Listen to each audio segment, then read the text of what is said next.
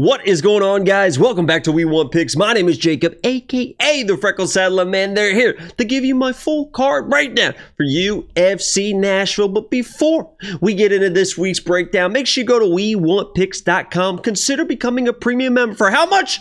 Only $10 a month. If you've never checked out the website, do me a favor, at least check out the website. It's absolutely beautiful. And if you check out all the tools you get for that $10 a month, not a card, not a whatever, $10 a month. It is well worth the value. So go become a premium member today. Like the video right now. If you haven't already, leave a comment. Let me know your biggest lock on the card right now in the comments below. We are getting hot this summer. Last week, I thought I was going to have a perfect card. If I stuck to my initial reads, I was 10-1 with picks, with my only mispick being Slava. I originally had Peyton Talbot. When I broke down the fights on Sunday, flipped to Felipe. We went 9-2 in picks, but this week, I think it's the week that we are going to go absolutely perfect for UFC Nashville. So without further ado, let's get right into the breakdowns. First fight of the night, we got Fatima. I think it's Fatima Kline versus Melissa Martinez.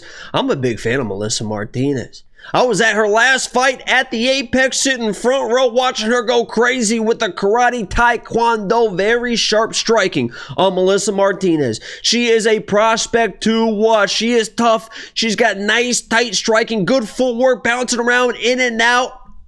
Unfortunately, it's going to be the grappling downfall in this fight. Listen, Fatima's a minus 1,300, minus 1,400, minus 1,200, whatever she is on the books, and I get it. I like Melissa Martinez. She beats a lot of girls in this division, but Fatima can do enough in the striking, and the grappling advantage is through the roof for this fight. You saw Elise Reed taking down and kind of control Melissa a little bit. You saw Fatima absolutely dominating, sweeping, controlling Dudakova on the ground. I think Dudakova could do to Melissa Martinez what Fatima did to Dudakova. Therefore, if Fatima's doing to Dudakova what the Dudakova could do to Melissa, it's a recipe for disaster. The takedowns will be there. The grappling advantage will be there. It could happen early. It could happen in the second round. It might happen in the third round. But I do believe there's going to be a finish, either a TKO or more likely a submission win for Fatima Kline. I'd be surprised if Melissa's able to withstand all the threats that Kline is going to have in this fight. Give me Kline. Big favorite for a reason. There's nothing wrong with Melissa. The way she fights just lacks that grappling ability at this point in her career. She'll figure it out. The striking's there. If she catches something, not going to be crazy surprised, but should be a Kline fight. Let's move on to the next one. Mike Davis versus Mitch Ramirez, and I was all over Mike Davis in that fight versus Ziam. I'm like, oh my God, this guy Mike Davis, one of the most talented fighters in the UFC. Does he love fighting? I don't know. He's a streamer. He fights like once a year just to fuel his streaming, gaming dreams. A good for him for doing that. He's pretty open and honest about that. Talented out of the fucking world. But what you can tell that he enjoys the most in fighting is the grappling. Now, when I came out that last fight and he pulls guard 13 seconds into the fight, I did what everyone else did. I had what? 3, 4, maybe even 5 units on Mike Davis. It's one of my biggest bets in the year. And I said, oh, fuck. Immediately he started pulling guard, but he worked through it, got some sweeps, nearly got that calf slicer, blew the knee out of Ziam, was really toughing through that fight. He blames it on the paint fumes. He blames it now on he went to Riyadh, wherever it was, Abu Dhabi, Saudi, wherever it was. He didn't even have a hotel room when he showed up. A lot of things transpired. So we'll see if he shows up and has that grappling advantage versus Mitch Ramirez, who is a tough guy, a durable guy, is capable on the ground. Mike Davis should be way more talented, way talenteder, have lots of talent than Mitch Ramirez on the ground. He's pretty flat-footed, so the takedown should be there. If he wants to strike, the calf kick should be there.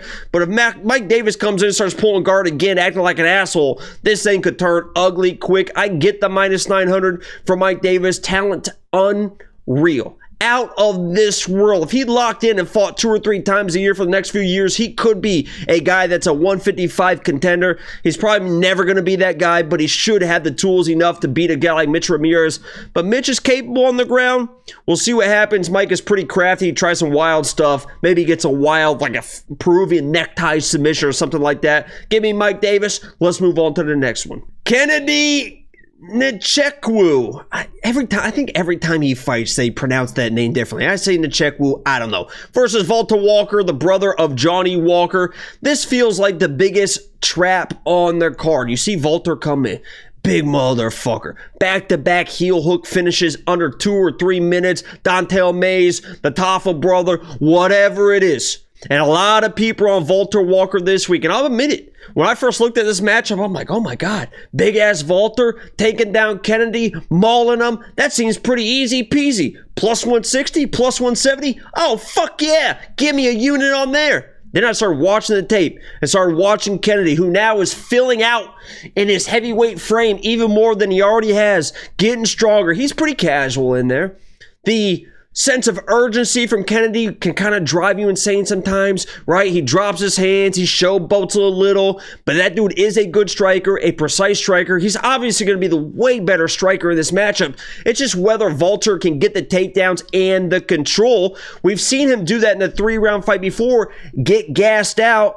He said he's cleaned it up. He looks better. People saying he's training with Char on the striking. He's not going to be the better striker. Can he get the takedowns and the control to be able to win this fight? I don't think he's going to get a takedown and a heel hook in the first 2 minutes. I don't know if he's going to be able to get the control, because if you watch Kennedy in fights that he's fought against grapplers, the Jan Kutalabas, the fucking, what's his name, with the fucking thunder thighs. I can picture him in my head, but I can't remember his fucking name right now. He was taken down, but you can tell he knows how to defend takedowns even if he's taken down. If he's taken down, he knows how to sweep to get to the fence, to get back to his feet, and he's a big motherfucker as well. So if he is making Valter Walker work, Valter Walker will slow down, and if the takedowns stop working, this dude's in big fucking trouble. I feel like this is the trap of the card. People loading up on Valter Walker plus 170. He's you get the takedowns. Kennedy knows what he's doing. He's going to be the way better striker. He can defend takedowns. He can threaten those front chokes. He's a tall dude as well. You saw the big power guillotine. Oh, Devin Clark is the name I was thinking about, but I'm going Kennedy here. I haven't bet him yet, because I do respect the kind of grind that Valter Walker's been in, conditioning, strength, all that stuff. He has looked great in those takedowns, but I don't see Kennedy getting taken down and heel hooked in 2 minutes. If the fight extends, if it stays on the feet, Kennedy's got the advantage. That's why he's minus 200. He's going to be my pick. Let's move on to the next one. Lauren Murphy versus Eduarda Moura. Eduarda Moura, former lock of the week. She's going to be my pick in this one. If she comes in and tries to wrestle heavy and then gasses and this turns sloppy in the second or third, I guess Lauren Murphy could tough out a weird decision. If you guys don't know about Eduarda Moura, she is a training partner, or was, and good friends with Jailton Almeida. Very high level wrestling, very high level grappling. You didn't see it too much in her last fight, the Veronica Hardy. So if you only went back and watched the last fight, you were thinking, is this girl even that good? She stayed on the feet for the most part until she needed to get the takedowns, fought very smart, and looked good on the feet. Her lack of ability to strike was really kind of her downfall previously. She's worked on that. It looks like she's kind of slimmed down a little bit to get back into that 125 body that she needs to be in to be a real contender in this division. She is good. She's got takedowns. She's got the wrestling. If she wants to get the takedown versus Lauren Murphy, she'll be able to get them. If she wants to strike, she should be the faster striker. Lauren Murphy at this point in her career, her entire career, was just kind of a heavy bag, tough girl, but at some point you come up against these prospects and you can't be tough any longer. I wouldn't be surprised if Eduarda goes back to her wrestling, gets an early submission, almost like that we saw that Diani Barbosa. Once she got the takedown, you saw the advantages there. Same thing could happen here, but if she wants to strike, she's got some power, and Lauren Murphy is a very hittable woman at this point in her career. So I'm all over Moura. I bet her. I feel confident in it. If she comes in and shoots like a million takedowns and blows her load early, a little bit cause for concern, but I think she's got a good game plan, good head on her shoulders, and is going to make a statement win here. Could find a finish, second, maybe even the third round. Give me more to get it done. Jake Matthews versus Chidi. Njokuani. We'll call him Chidi Chidi Bang Bang. That's who he is. Chidi is a long, rangy striker, to be like Angelo. Long, come for rangy striker. That Muay Thai stance. Muay Thai. I bet Angelo calls it fucking Muay Thai. That Muay Thai stance. Listen, Chidi is what he is at this stage in his career. If he can stay at space, throw out those teep kicks, get in that Muay Thai clinch, throw those knees, throw those elbows, and really fight at his pace, he's going to beat a lot of people. But Jake Matthews is a guy that knows how to get inside with his boxing. He's also got wrestling. He's got grappling if he needs it. But the way that he can close the distance at inside box, interior box, is why I'm going to pick him. I like Jake Matthews in this fight. If you watch that Phil Rowe fight, the way that he attacks the front leg with the calf kick, he can jab to the body, right? Or a nice little right hand to the body. He's got good fork to get inside. Zaleski struggled because Zaleski was like trying to force takedowns and he was just looking for the big shot. Jake Matthews will go and show Chidi a bunch of stuff with the leg kicks on the Muay Thai guy. Jab to the body, a right to the body. Boom, boom, double jab inside and throw a combination. In the pocket, when you close that distance against Chidi, he becomes just another regular guy. If you let him stay at space like Zaleski did, he's going to beat you down with those front kicks. He's going to wear you down, and then he can throw those hands off the kicks. Jake Matthews against another very long, rangy guy, Phil Rowe, who I believe is a way more dangerous boxer with his hands than a guy like Chidi, was able to get inside, land some shots, hurt Phil Rowe with that boxing, nice tight combinations. I was against Jake Matthews in his last fight. I had Francisco Prado as my lock of the week versus Jake Matthews. It was about 4 minutes in that fight, and I was like, oh, fuck. Jake Matthews is good. He's fucking good, man. Coming into his own, a veteran in the game, still only, 29, 30, 31 years old, something like that. I like the interior striking of Jake Matthews. Even Zaleski in that last fight against Chidi kind of stung Chidi in the pocket. Jake Matthews lives in the pocket with those combinations. I think he can hurt and maybe even finish a guy like Chidi, who we've seen be finished in the past in those type of situations. So give me Jake Matthews. The length isn't going to matter. If the length doesn't matter for Chidi, he's going to lose this fight. I like Jake Matthews to get it done. Chris Curtis versus Max Payne Griffin. Max Payne Griffin, another former lock of the week. But I think he's just a little bit past his prime. His prime wasn't the best thing in the world anyway, but at least he always had that one-hitter-quitter power, had some wrestling, good takedown defense. You saw that last fight, and you're like, oh my God. Obviously, this fight's a little bit different because last fight versus Chiesa, he had to look out for the takedowns, look out for the submission threats, so that set up the hands for Chiesa a little bit more. He was a little bit hesitant. This fight against Chris Curtis, he knows the takedowns aren't coming, so he can box a little bit more, open up the hands a little bit more, but when you're just looking for a big shot against Chris Curtis, that's the type of fight that he wants to fight. Chris Curtis, the Philly shell, stay in your face. He basically... Joshua Van is who Chris Curtis thinks he is, but Chris Curtis is still pretty good at that Philly shell boxing, stay in your face, push the pace, push the pressure, wear down a guy that's just looking for the big shots, defend the takedowns of Max Griffin. Again, Chris Curtis, this is his first fight at 170 in the UFC. He's fought at 170 plenty of times before. Most of his career was 170. His natural weight is at 170. He's going to be 38 years old next week, so hopefully that cut that he hasn't done in a while doesn't affect him too much. I have money on Chris Curtis. He's going to be my pick. The volume will be there. The telegraph, big shots of Max Griffin. He should be able to see come and slip, rip, be all over this guy. I like Chris Curtis get it done. Maybe even a late second or third round finish in this fight. I respect the toughness of Max Payne Griffin, but Chris Curtis should be able to double, maybe even triple up the volume. And as long as he avoids the big shot on a maybe dehydrated chin, he should be able to get it done. I like Chris Curtis to get it done. Junior Tafa versus Tuco Tokkos. This one is going to be very interesting. You got a guy, Junior Tafa, and I've seen the pictures. Looks like he's in great shape. Congratulations to him.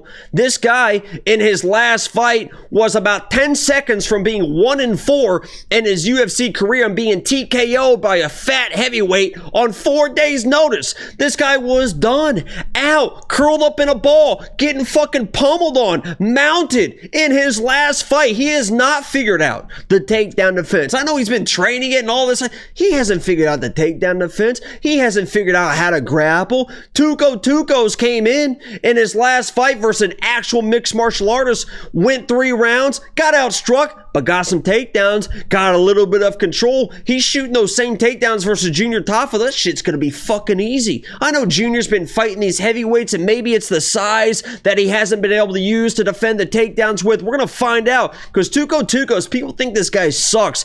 He is a actual mixed martial artist at a real gym, Kill Cliff, against real competition. He knows how to take down. He can take shots. Can he take a clean shot from Junior Tafa? I guess we'll find out. But if he gets an early takedown, we saw Junior Tafa in his last fight be done. He basically Homer Simpson his way to a win. Yeah, that was a heavyweight fight. He looks like he's in better shape now. I get all that type of stuff, but I guarantee he has not cleaned up the takedown defense since then. And if he gets on his back, this guy Tuco is going to tee off on him. Junior Tafa, like I said, was 10 seconds away being 1-4 in his UFC career. He's always going to be live, like a Tafa brother, for a knockout. He's going to be swinging for the fences, and when those swings come, the level changes come, and if he gets taken down, he is going to lose this fight. I think that's exactly what happens. Give me Tokkos to get it done. If he gets knocked out, it is what it is. But I like him to level change, get those takedowns. He is a competent fighter at a good gym. People think he's a bum. He's not. Could get knocked out still, but give me Tuco to get it done. Vitor Petrino versus Austen Lane. Vitor Petrino is the better fighter.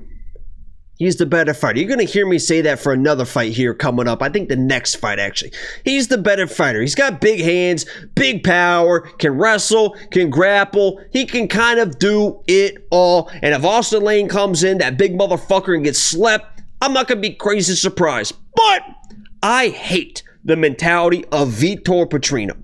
The guy was an idiot, got choked out. Came in against Dustin Jacoby, got knocked out. I'm standing there at UFC Tampa, right where the people walk out. This guy Vitor Petrino, after getting knocked out, he's not walking out with his head down, disappointed in himself, being like, man, damn, man, I'm this prospect and I just lost back-to-back fights. Where am I going? I gotta be better. This dude was laughing, high-fiving people. Hey, good-looking dude. The same shit after he got guillotined by Anthony Smith. He's laughing about it. I hate that fucking mentality.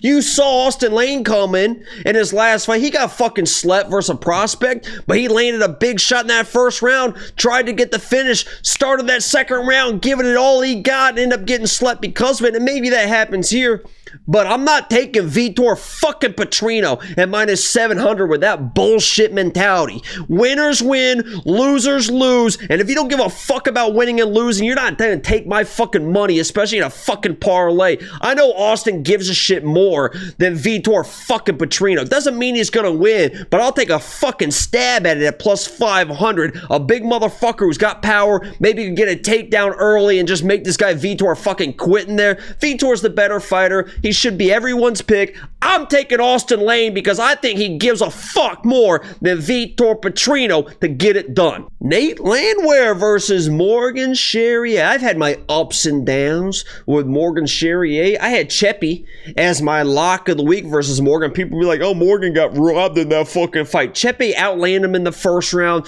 a takedown, more than 230 of control. Outlanded him 23-6 in the third round. The second round, the strikes are about even. Cheppy won that fucking fight. Then I came back with Morgan against Nathaniel Wood, and I'm like, oh yeah, Morgan has the size, he's got the power, he is going to beat that chinny Nathaniel Wood. And what happened? Wood knocked him down in that first round. All of a sudden, Morgan Charriere fucking frozen there. It's like, what the hell is this guy doing? I don't know if he was concussed from the early shot, but he just kind of froze and ended up losing that fight. And I was very pissed off about it. So I've picked Morgan. I've bet against Morgan. I can't trust Morgan Charriere in this fight. A Frenchman who's never won in the UFC outside of Paris, fighting my guy, former lock of the week, Nate the Train, in his hometown when those USA chants start chanting. Halfway through the first round, and this guy Nate is in his face. Morgan is not going to like the pace, the pressure that this kid is going to set on him. He is going to try to wrestle, and if he doesn't get those early takedowns, he is going to get overwhelmed. He is going to start crying dying, and he is going to quit and give up, and Nate the Train is going to win this fight. 3 of his last 4 wins have been like plus 285, plus 350, and like plus 375 dogs on the books. This guy is an underdog,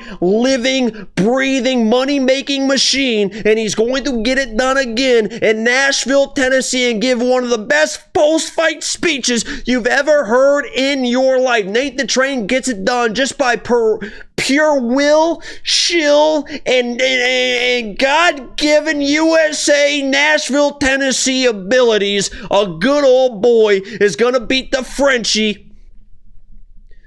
I say all that. Morgan's the better fighter. Listen, I get it. I get it, guys. Morgan's the better fighter.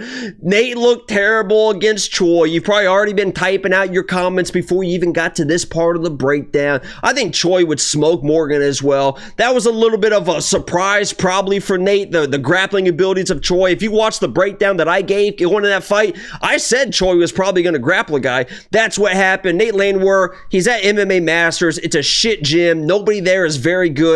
But Nate, I can't go against him. Hometown versus a Frenchie. He's going to get it done. He's my official pick. Calvin Kattar versus Steve Garcia. This is an interesting fight because Steve Garcia, I know he's coming in, 4-5 straight wins, all finishes.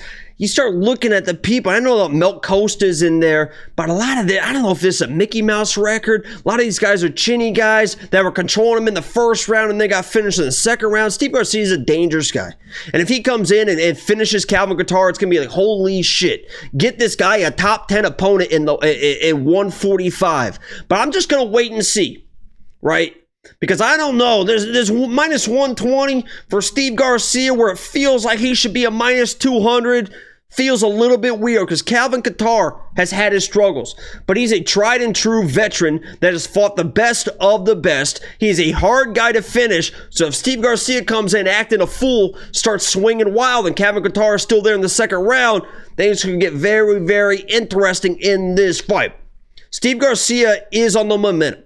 Calvin Kattar is slowing down. My pick is going to be Steve Garcia because he should be the more dangerous fighter, should have the pressure on a guy like Calvin Kattar, and eventually Calvin Kattar, you feels like he is going to crack, and if anybody's going to crack his ass, it's probably going to be like a guy like Steve Garcia. But as far as the money goes, I'm going to kind of wait and see if Steve Garcia can do what he's supposed to do to Calvin Kattar. It's just weird that it's minus 120. It feels like he should be like a minus 200 given the trajectory of their careers. Steve Garcia is going to be my pick. We'll see how it plays out. Wonder Boy Stephen Thompson versus Gabriel Bonfim. This one should be pretty cut and dry. Gabriel's going to hang out in the striking, eventually get a takedown, should find a submission win. He's almost minus 400, but I will say, Gabriel, I know that he had the issue versus what's his name? The Pure Volume, the Dutchman, whatever his name is, was in his face and TKO'd him, but he actually showed some pretty good toughness and durability. He was tired, exhausted, and did all he could. Backed up against the fence, was throwing back hooks, doing everything he could until eventually the knee found his chin and he was able to get knocked out and lost his only fight. Bounced back nicely. He does tend to kind of stay on the center line when he moves backwards.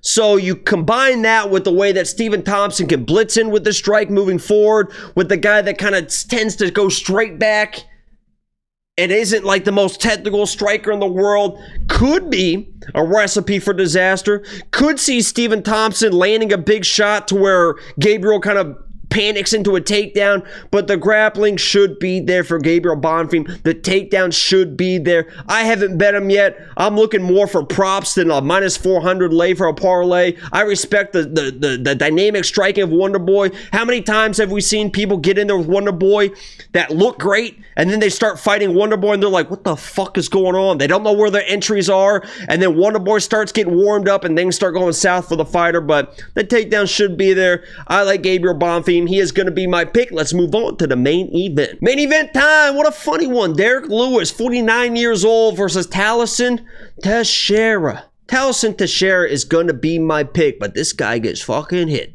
I said that before his last fight. I was like, maybe Tafa can come in. I was showing highlights of this guy getting hit left and right, and then Tafa gets pushed against the fence, eats an elbow, and goes down. Maybe the same thing happens here. I do like the under 1.5 for this one because the youth, The way that Tallison fights people, I think he's going to get in Derrick Lewis's face, not respect him, and we'll see what happens. But this guy Tallison does get hit. Watch his Contender Series fight, and this guy's eating rights, this guy's eating left, he's getting backed up. Derrick Lewis, maybe his last main event spot that he can get, maybe he goes out with fireworks, just comes in, crazy pressure, tries to land that big shot. I wouldn't, if I'm Derrick Lewis, that's what I would do. Get in this kid's face and throw a big overhand right and see if he can eat it. See if he just leans that chin back with his height, because you can land on Tallison Teixeira. He's going to be my pick. He's the bigger guy. He's got power. He's been eating those shots. We'll see if he can eat the Derrick Lewis shot. I do like the under 1.5. We'll see how it plays out. But I do like Tallison to get it done if he gets knocked out. Hopefully it's under 1.5, and I don't give a fucking shit. But this has been the full card breakdown for UFC Nashville. Like the video if you haven't already. Subscribe if you are new. WeWantPicks.com. It's only $10 a month. A whole bunch of stuff on there, so go check it out if you haven't already. My name is Jacob, a.k.a. the Freckle Salamander, and I'm out.